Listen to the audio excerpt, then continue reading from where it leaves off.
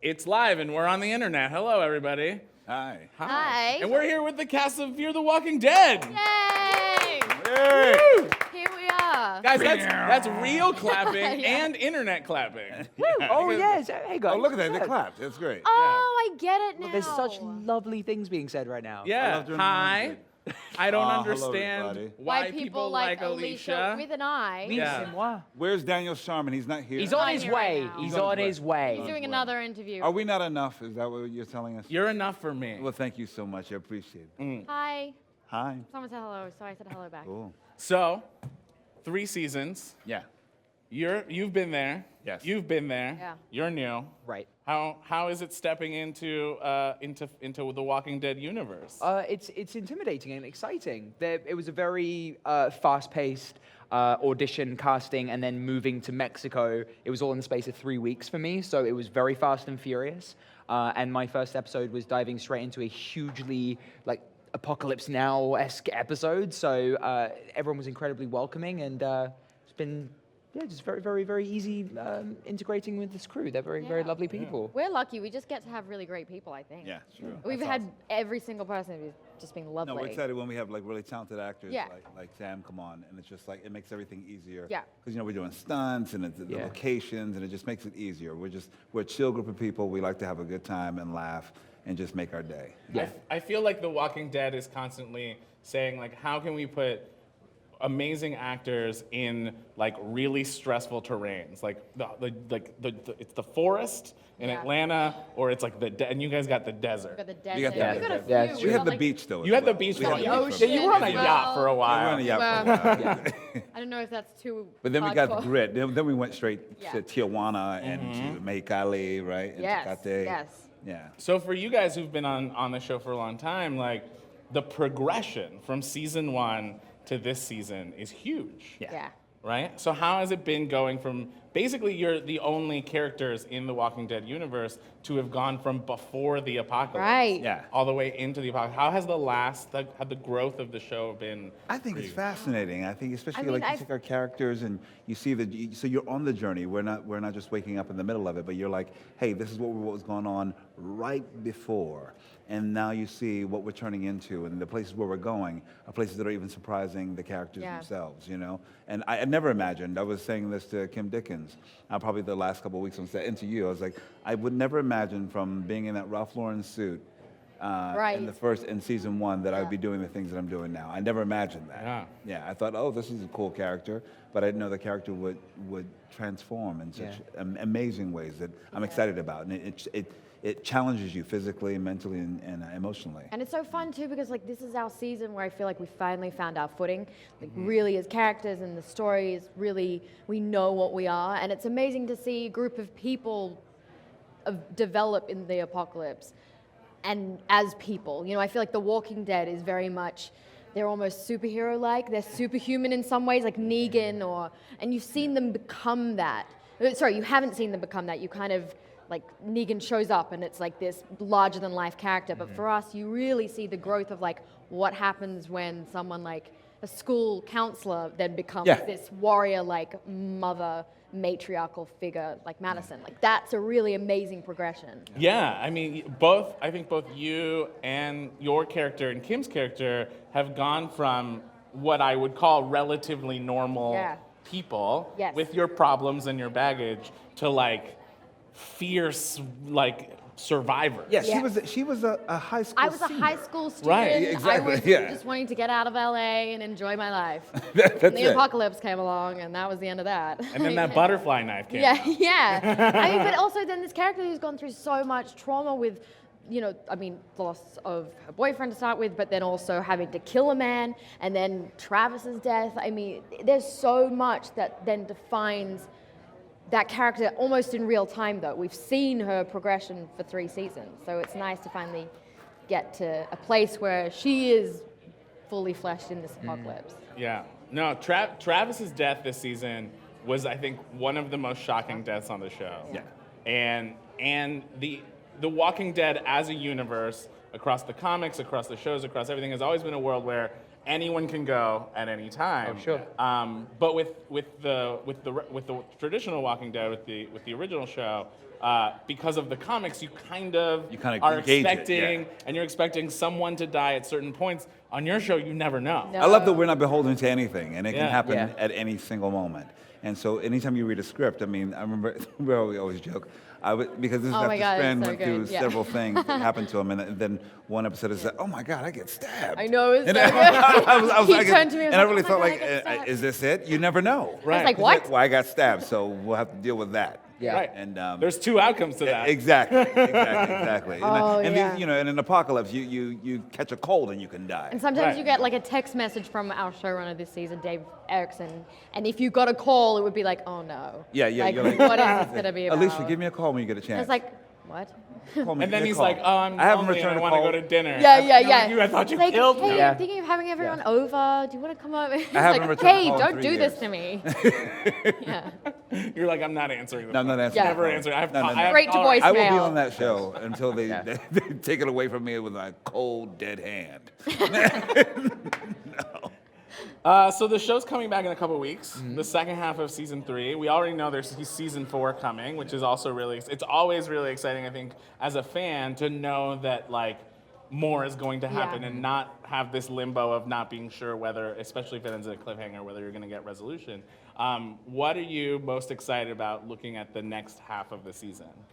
It's as someone who watched season 1 and 2 and really enjoyed watching these people slowly develop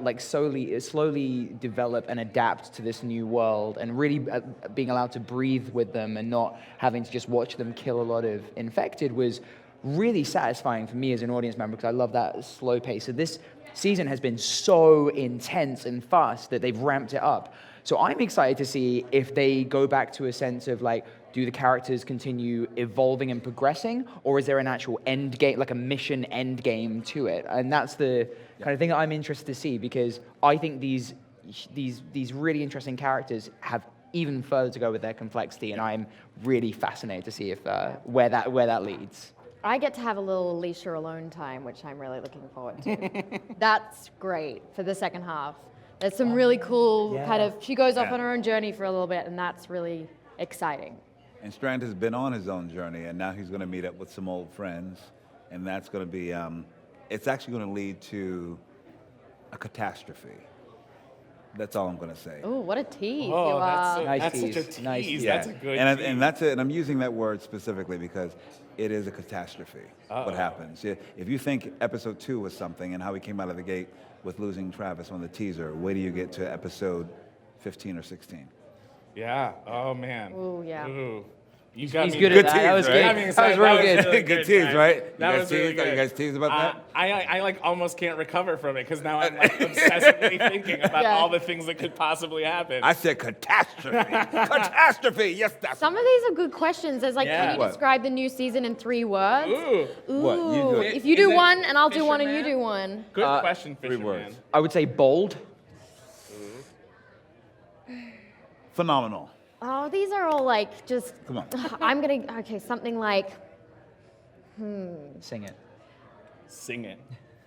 desperate. No, that sounds bad because I don't mean that. There's a show. desperation, There's like though. There's an intensity. intensity. That's good. That's good.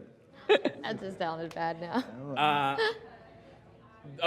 One of the questions earlier from like so we do these The Walking Dead has a really intense fan community online that do reaction videos. Yeah. And they react every week to the show live and then like Oh, that post you little watch it? cut Oh, wow. things. Watch it? Yeah, while they watch it. And one of the guys in England, his name is his Yes. code name is Trophy Munchers. And Wow. he was asking how you guys are enjoying your Comic-Con so far.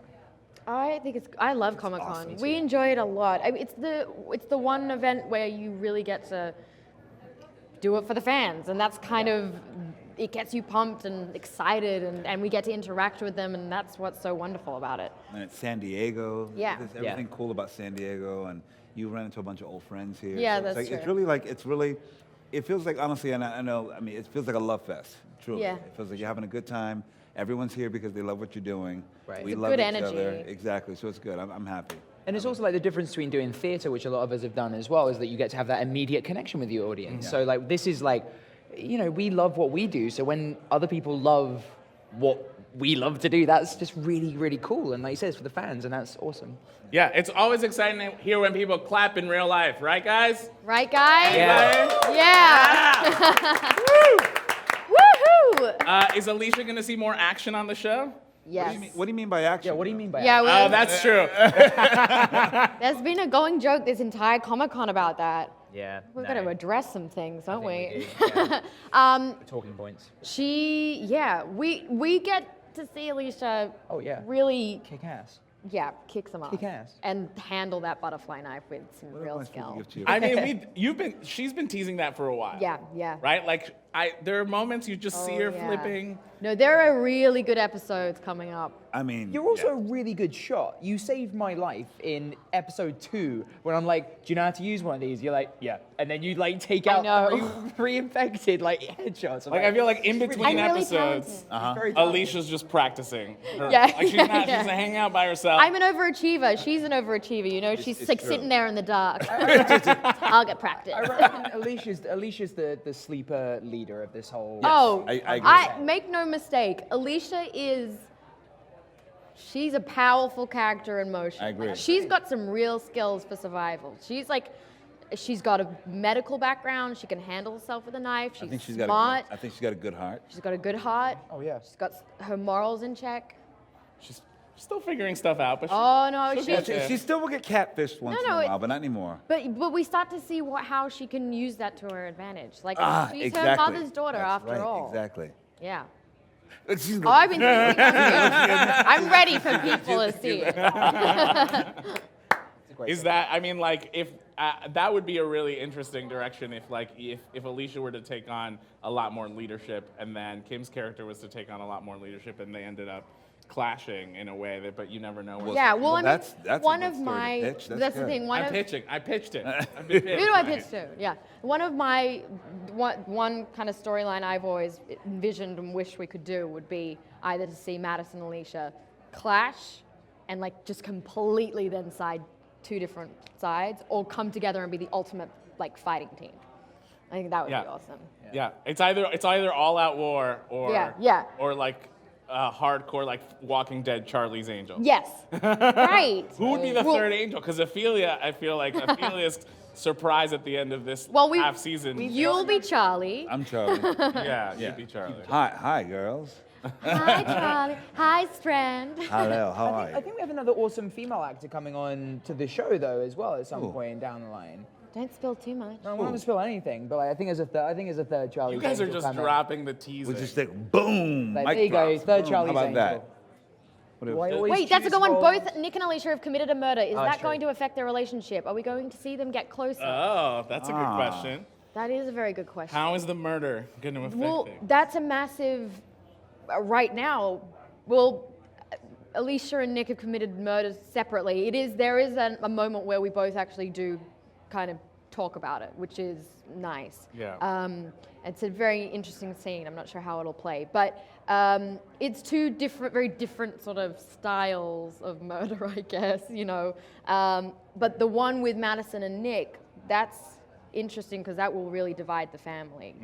I think with Madison, it's all about family comes first, and yet we've come into this ranch, we've built this new family with the people who own it, and then suddenly break them off one by one, and it's at what point is that going too far? And I think for Alicia that really resonates, and I don't think she can commit to that like her mother is. And so Nick and Madison seem to be able to deal with it, but Alicia's not so on board. Like that's interesting too. It's one of the most interesting things to me about the show because about both of their shows, right? Because it's set in a zombie apocalypse, but it's not about the zombies, and everyone says that. But one of the most interesting to me is sort of this factioning, this system of like we're looking out for our family and our group, but who is our group? Yeah. And who is our family? And your group changes. And your group changes, yeah. and when do you allow it to change? And is there something wrong with somebody when you run into somebody else doing the same thing?